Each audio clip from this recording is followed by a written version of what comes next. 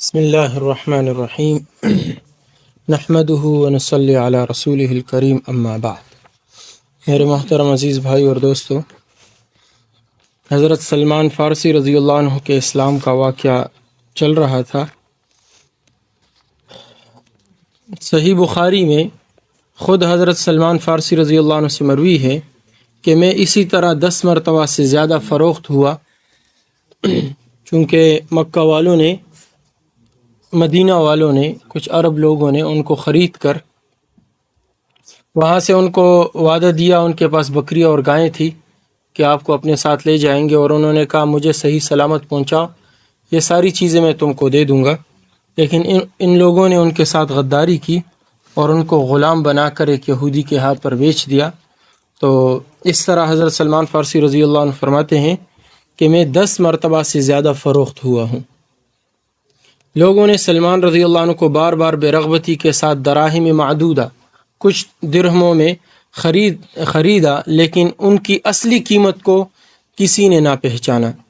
میں مدینہ میں اس یہودی کے پاس رہا اور بنو قریظہ میں اس کے درختوں کا کام کرتا رہا۔ اللہ تعالیٰ نے نبی کریم صلی اللہ علیہ وسلم کو مکہ میں مبعوث فرمایا، مگر مجھ کو غلامی اور خدمت کی وجہ سے مطلق علم نہ ہوا، مجھے کوئی پتہ نہ چلا کہ آپ صلی اللہ علیہ وسلم مبعوث ہو چکے ہیں۔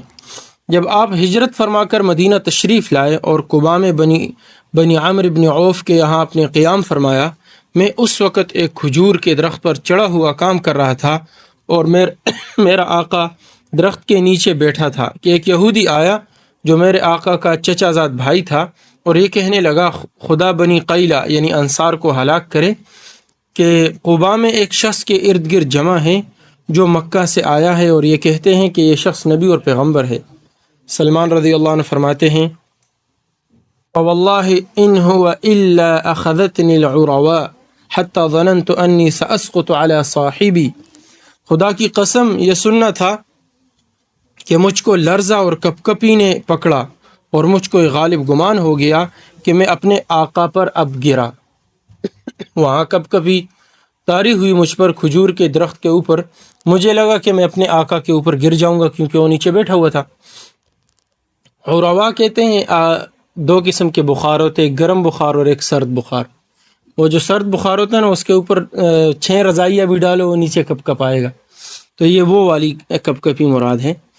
بشیر و نذیر کی آمد کی بشارت نے سلمان رضی اللہ عنہ کو ایسا بے خود اور وارفتہ بنا دیا کہ اگر لولا ان ربطنا علی قلبها کا مضمون نہ ہوتا تو درخت سے گر ہی پڑتے، یعنی اگر اللہ، جیسے قرآن پاک میں اللہ تعالیٰ فرماتے ہیں کہ موسیٰ علیہ السلام کی جو والدہ تھی ان کے دل کو ہم نے مضبوط کیا، تو جب ان کو اپنے بچے کے پاس، موسیٰ علیہ السلام کے پاس لے جایا گیا، تو اس آیت کی طرف اشارہ کرتے ہوئے فرما رہے کہ اگر اللہ کی طرف سے ان کو دل جمی حاصل نہ ہوتی تو وہ گر پڑتے۔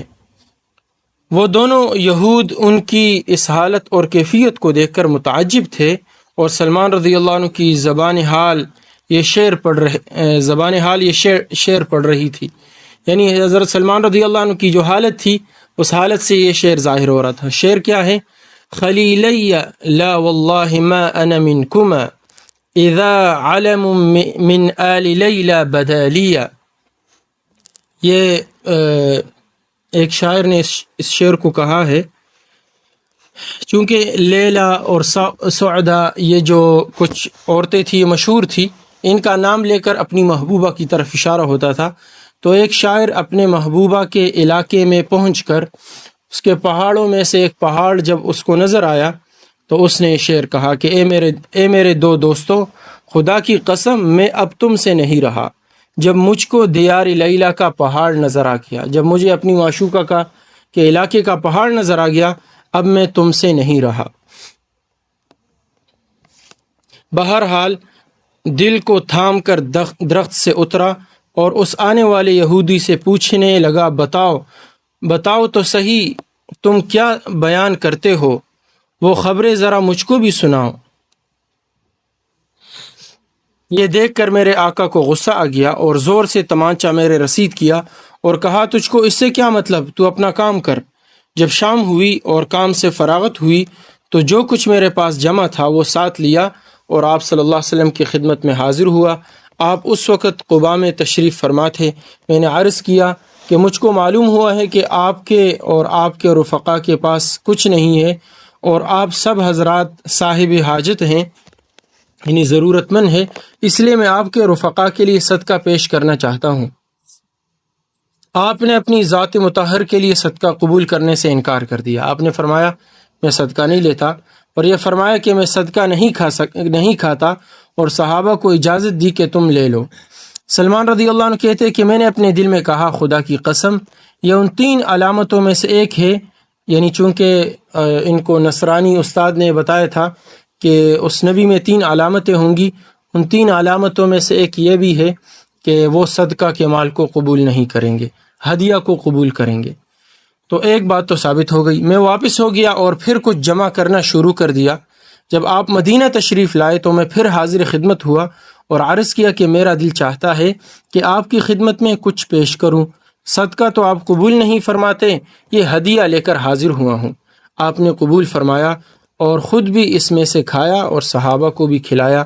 میں نے اپنے دل میں کہا یہ دوسری علامت ہے۔ میں واپس آ گیا اور 2-4 روز کے بعد پھر آپ کی خدمت میں حاضر ہوا۔ آپ اس وقت ایک جنازے کے ہمراہ بقیع میں تشریف لائے تھے اور صحابہ کرام کی ایک جماعت آپ کے ہمراہ تھی۔ آپ درمیان میں تشریف فرما تھے۔ میں نے سلام کیا اور سامنے سے اٹھ کر پیچھے آ بیٹھا تاکہ میں مہر نبوت دیکھ سکوں۔ صدقہ نہیں لیں گے، ہدیہ لیں گے، اور 2 شانوں کے قریب آپ کی مہر نبوت ہوگی۔ 3 باتیں اس نصرانی استاد نے حضرت سلمان فارسی رضی اللہ عنہ کو بتائی تھی۔ تو فرما رہے کہ میں پیچھے آ بیٹھا تاکہ مہر نبوت دیکھوں۔ آپ سمجھ گئے اور پشت مبارک سے چادر کو اٹھا دیا۔ میں نے دیکھتے ہی پہچان لیا اور اٹھ کر مہر نبوت کو بوسہ دیا اور رو پڑا۔ آپ صلی اللہ علیہ وسلم نے ارشاد فرمایا سامنے آؤ۔ میں سامنے آیا، اور جس طرح تجھ سے اے ابن عباس میں نے اپنا یہ واقعہ بیان کیا، چونکہ حضرت سلمان فارسی رضی اللہ عنہ یہ سارا جو واقعہ 2 دن سے چل رہا ہے، یہ سارا واقعہ وہ حضرت ابن عباس رضی اللہ عنہ سے بیان کر رہے تھے، تو اس وجہ سے فرما رہے کہ جس طرح تجھ سے اے ابن عباس میں نے یہ واقعہ بیان کیا، اسی طرح میں نے یہ تمام واقعہ تفصیل کے ساتھ رسول اللہ صلی اللہ علیہ وسلم کے سامنے آپ کے صحابہ کی مجلس میں بیان کیا۔ اپنی زندگی کا یہ سارا قصہ حضور صلی اللہ علیہ وسلم کے سامنے بیان کیا، اور اسی وقت میں مشرف بے اسلام ہوا۔ آپ بہت مسرور ہوئے، یعنی خوش ہوئے۔ اس کے بعد اپنے آقا کی خدمت میں مشغول ہو گیا، اس وجہ سے میں غزوہ بدر اور احد میں شریک نہ ہو سکا۔ آپ نے ارشاد فرمایا اے سلمان اپنے آقا سے کتابت کر لو۔ کتابت یہ ہوتی ہے کہ غلام آقا سے کہہ دے یا آقا غلام سے کہہ دے کہ میں، یعنی ایک عقد طے ہو جائے کہ اتنے پیسے میں تمہیں لا کر دے دوں گا، اس کے بعد میں آزاد ہوں، یا آقا کہہ دے کہ اتنے پیسے مجھے لا کر دے دو، اس کے بعد تم آزاد ہو۔ کوئی مطلب 10,000 درہم بتا دیے، جتنے بھی بتا دیے، جتنے پر ان کی آپس میں اتفاق ہو جائے، رقم طے ہو جائے کہ اتنی مدت ہے، اچھا مدت بھی طے ہو، رقم بھی طے ہو، اس کو پورا کرنے کے بعد وہ غلام آزاد ہو جاتا ہے۔ تو اے سلمان اپنے آقا سے کتابت کر لو۔ سلمان رضی اللہ عنہ نے اپنے آقا سے کہا۔ آقا نے جواب دیا کہ اگر 40 اوقیہ سونا ادا کر دو اور 300 درخت کھجور کے لگا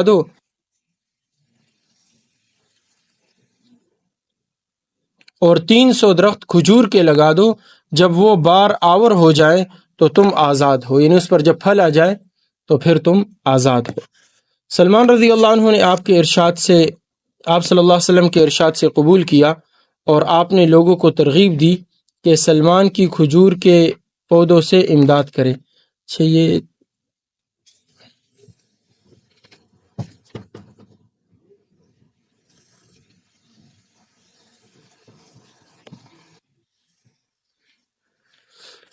یہاں ایک جملہ بیچ میں کہ سلمان رضی اللہ عنہ نے اپنے آقا سے کہا، تو آقا نے یہ جواب دیا کہ اگر 40 اوقیہ سونا ادا کر دو اور 300 درخت کھجور کے لگا دو، جب وہ بار آور ہو جائے تو تم آزاد ہو۔ یہ بات آقا کے ساتھ ہوئی تھی۔ پھر یہ ساری بات آ کر حضور صلی اللہ علیہ وسلم سے عرض کی کہ میرے آقا نے مجھے اس طرح کہا ہے، تو آپ صلی اللہ علیہ وسلم کے ارشاد سے قبول کیا، یعنی آپ نے فرمایا ٹھیک ہے، آقا کو بتاؤ کہ مجھے منظور ہے اور میں اس پر راضی ہوں۔